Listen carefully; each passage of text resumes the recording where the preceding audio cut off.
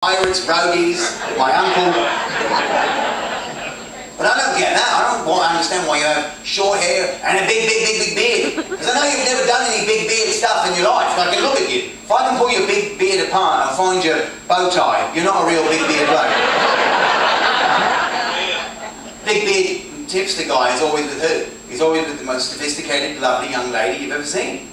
I'm like, what's the connection? Is that the young lady who grew up watching the Civil War documentary? She's like, I need a sepia-toned abolitionist in my life. Or a lumberjack. It's either one of those, isn't it? Yeah. Sometimes I think, you ever see these like 20-year-old guy who's got a twisty, twirly moustache? Yeah. And you go, dude, that was a jackass look 100 years ago. Twisted moustache bloke tied up ladies on train tracks in silent movies. And that's as good as it got. That's high point. Well, what do we consider old anymore? Old? I mean, I don't know. We've got some old people out here tonight, and I think it's a cool generation of old people. Yeah. Yeah, exactly. The Rolling Stones, they just wrapped up another tour. They're probably older than most of you here. People make fun of them. Oh, the Stones are old. Yeah, they are. They're old rock stars who should have died decades ago. But they didn't. Even they wake up. Can't believe I was still here, mate. Another one, mate. Mick Jagger just turned 75. Every night he's out on stage, rock and roll. He's prancing around the ground. Who's 75 out here tonight? If you were jumping around like that, nobody would go, rock and roll. They go, get emergency in here right now. You need a doctor. I've been doing that for an hour.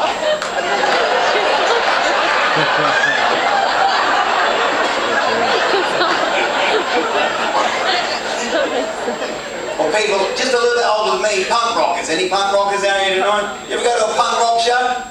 Now, all the old punk rockers are still there. They're still punk rock. Their hair is still green. Although now it's just dyed to cover up the grey. Nothing says anarchy like a purple comb over. And the mohawks is on her now.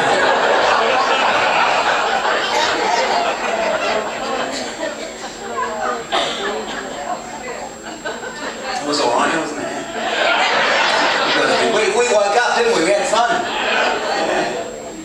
Sorry about my throat. I don't know what happened. I've got a scratchy throat. I've got glacier throat. But I am from Australia, and I'm trying to go back. But it's hard. It's hard to go to Australia. It's the longest flight to go to Australia. It's like a mission to Mars flying to Australia. You get in a plane, you fly for months and months and months and months. You dock with the International Space Station, refuel, you take off.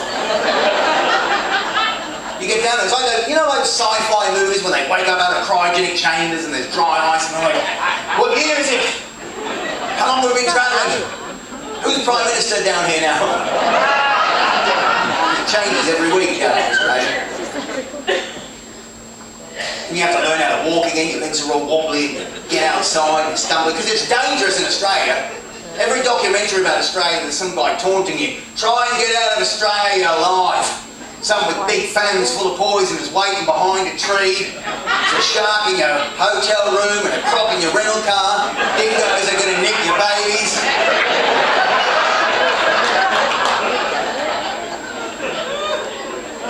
You get outside, right? There's no ozone to protect anyone anymore. We've sprayed off big mosquitoes over the years. So the sun just burns your clothes off to a speedo. It is bright and sunny in Australia, and there's no foundation for that. We were settled by the British. The whitest people in the world came to the sunniest place on earth. They actually burst into flames when they got out of the ship. People were chucking in shrimps. It was the earliest Barbie on record.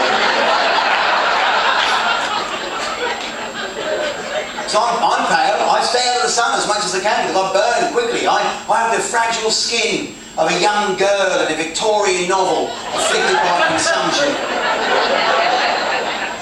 I'll tell you how bad it is in Australia. Today my eye is really bad today. This eye is always red because I noticed it was a bit red after a visit to Australia. And then I went to the doctor, and I found out he said, "You've got a sunburn on your eyeball." G'day, mate. Welcome to Oz.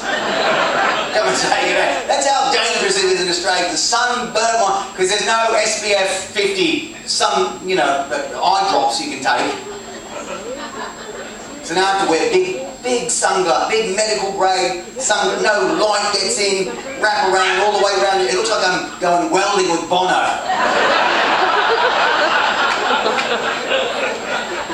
But I have a family history in America. My great-grandfather actually survived the 1906 earthquake of San Francisco. He lived in England.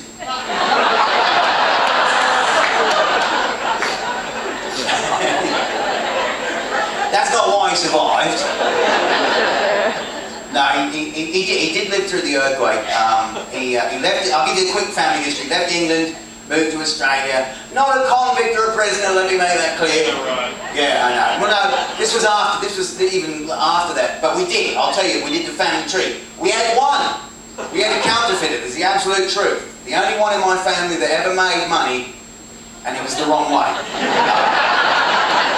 That's all true. But my dad's grandfather, this is like 100-something years later, his family got rid of him. They sent him away because he enjoyed his beverages, and they paid him to leave England. They said, here's some cash, go away and never come back. That's the proud stock I come from. Right? And when you drink too much for English people, you are Australian. You guys have been fantastic. Thank you so much for joining.